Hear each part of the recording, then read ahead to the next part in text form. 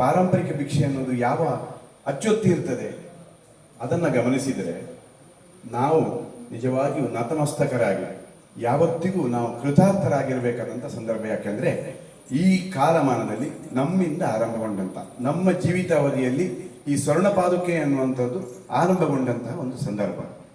ಅದರಲ್ಲಿ ನಾವು ಮಿಂದು ಪುನೀತರಾಗ್ತಾ ಇದ್ದೇವೆ ಅಂದರೆ ಇದರಿಂದ ದೊಡ್ಡ ಭಾಗ್ಯ ಏನಿದೆ.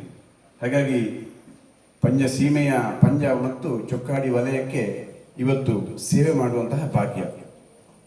ಈ ಸೇವೆ ಅದು ಧಾರ್ಮಿಕವಾಗಿ ಹೇಗೆ ಆಗಬೇಕು ಅನ್ನೋದನ್ನು ವಿಮರ್ಶೆಯನ್ನು ಪರಮಪೂಜ್ಯ ಶ್ರೀ ಶ್ರೀ ರಾಘವೇಶ್ವರ ಭಾರತಿ ಮಹಾಸ್ವಾಮಿಗಳವರೇ ನೀಡಿದ ಒಂದು ಮಾದರಿ.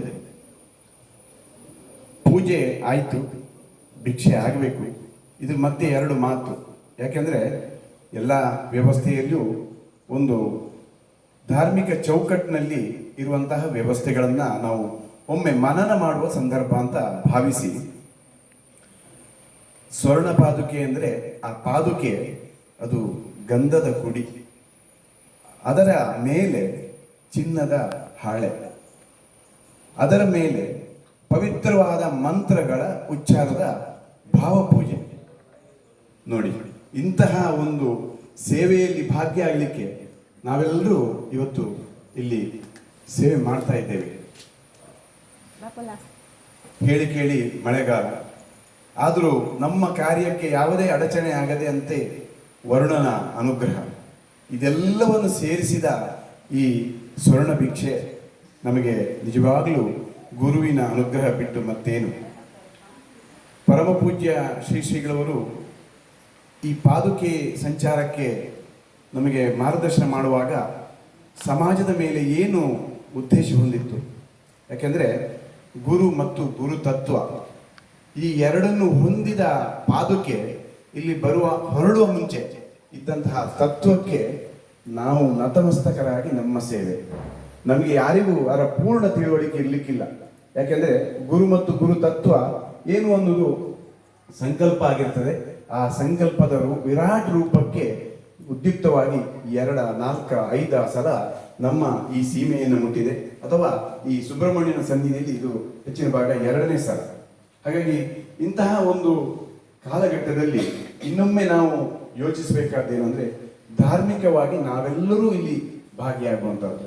ನಮ್ಮ ವಲಯಕ್ಕೆ, ನಮ್ಮ ಪ್ರದೇಶಕ್ಕೆ ಪಾದುಕೆ ಬಂದಾಗ ನಮಗೆ ಬರಲಿಕ್ಕೆ ಆಗಲಿಲ್ಲ ಅಂತ ಇಟ್ಕೊಳ್ಳಿ, ನಮ್ಮ ಮನೆಯಿಂದ ಪುಷ್ಪವಾದರೂ, ಯಾಕೆಂದರೆ ಪುಷ್ಪ ಇಲ್ಲಿ ನಾವು ಯಾರೇ ಬಂದರೂ ಇಲ್ಲಿಯ ತನಕ ಬರ್ಬೋದು, ಪುಷ್ಪ ಮಾತ್ರ ಪಾದುಕೆಯ ಮೇಲೆ ಇರಲಿಕ್ಕೆ ಸಾಧ್ಯ.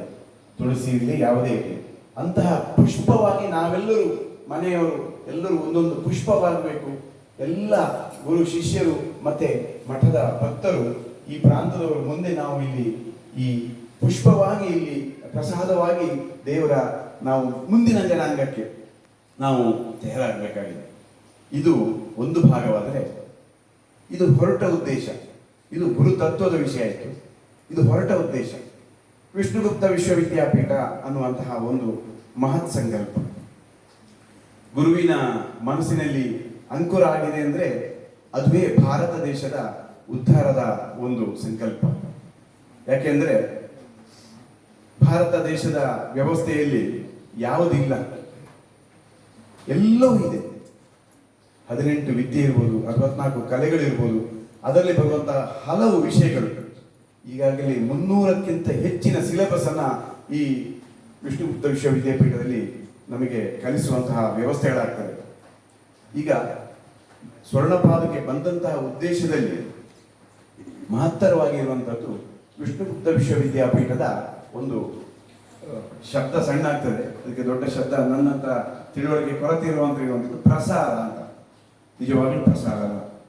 ವಿಷ್ಣುಗುಪ್ತ ವಿಶ್ವವಿದ್ಯಾಪೀಠದ ಅದು ಕೂಡ ಅದೊಂದು ದೇವ ಕಾರ್ಯ.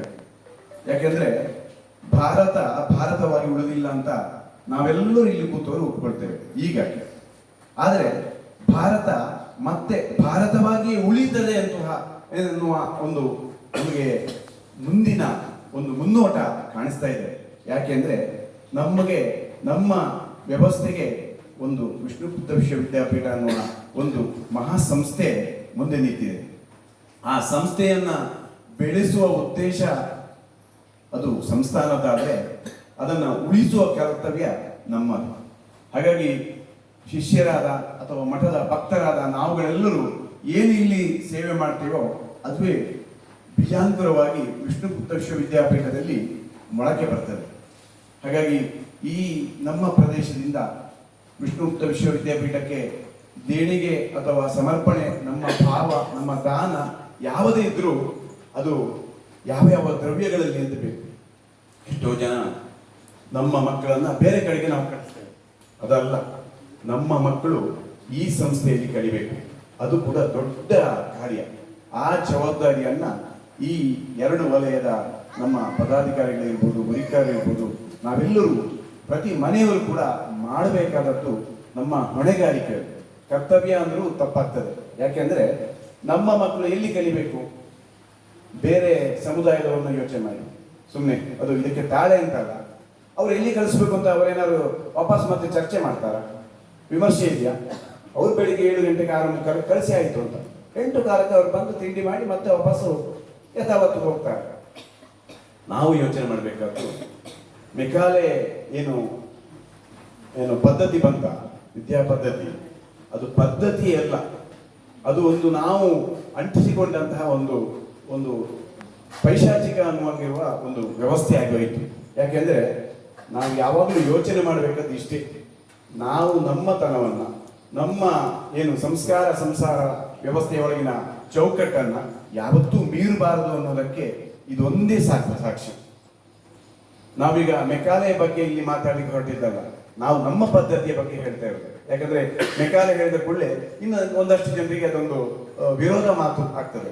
ನಮಗೆ ಮೆಕಾಲೆಯ ವಿರೋಧದ ವಿಷಯ ಅಲ್ಲ, ನಾವು ತಗೊಳ್ಳುವಗಳು ಮೆಕಾಲೆಯಲ್ಲಿ ಒಳ್ಳೆಯದನ್ನು ತಗೊಳ್ಬೋದಿತ್ತು, ಅದು ಬೇಡ. ನಾವು ನಮ್ಮ ಭಾರತೀಯ ಪದ್ಧತಿಯ ಶಿಕ್ಷಣವನ್ನ ಯಾವ ರೀತಿ ನಾವು ತಗೊಳ್ಬೋದು ಅನ್ನೋದಕ್ಕೆ ನಮಗೆ ಸಂಸ್ಥೆಯನ್ನ ಮಾಡಿಕೊಟ್ಟು ಪರಮ ಪೂಜ್ಯ ಶ್ರೀಗಳವರು ಮುಂದಿಟ್ಟಿದ್ದಾರೆ. ಇದನ್ನು ನಾವು ಉಪಯೋಗಿಸಿಕೊಳ್ಳೋದಿದ್ರೆ ನಾವು ಬರೀ ಧರ್ಮ ಭಾರತಿ ಅಥವಾ ಬಂದಂತ ಮೆಸೇಜ್ಗಳನ್ನು ಓದೋದು ಇಷ್ಟರಲ್ಲೇ ಆಗ್ತದೆ, ಇಷ್ಟರಲ್ಲೇ ನಡೀತಾರೆ. ಇದರಿಂದ ಮುಂದಿನ ನಮ್ಮ ಮನೆಯ ಕುಡಿಗೆ ನಾವೇನು ಕೊಟ್ಟಂಗಾಯ್ತು, ನಮ್ಮ ಮುಂದಿನ ಕುಡಿ ನಮ್ಮಕ್ಕಿಂತ ಹೆಚ್ಚಿನ. ಯಾಕೆಂದ್ರೆ ಉದಾಹರಣೆಗೆ ನಾವೀಗ ಇಲ್ಲಿರುವವರು ಬೇರೆ ಬೇರೆ ವಯಸ್ಸಿನವರು ಇದ್ದೇವೆ, ಪುಟಾಣಿಯರು ಯಾರಿದ್ದಾರೆ ಇಲ್ಲಿ? ಇಲ್ಲ, ಅವರೆಲ್ಲ ಶಾಲೆಗೆ ಎಲ್ಲ ಹೋಗಿದ್ದಾರೆ. ನಿಜವಾಗ್ಲೂ ಇಲ್ಲಿ ಭಾಗ್ಯವಂತರು. ಈ ವಿಷ್ಣುಗುಪ್ತ ವಿಶ್ವವಿದ್ಯಾಪೀಠ 50 ವರ್ಷ ಹಿಂದೆ ಬಂದಿದ್ರೆ ನಾವೆಲ್ಲ ಅಲ್ಲಿಯ ವಿದ್ಯಾರ್ಥಿಗಳಾಗ್ತಿದ್ದೆವು.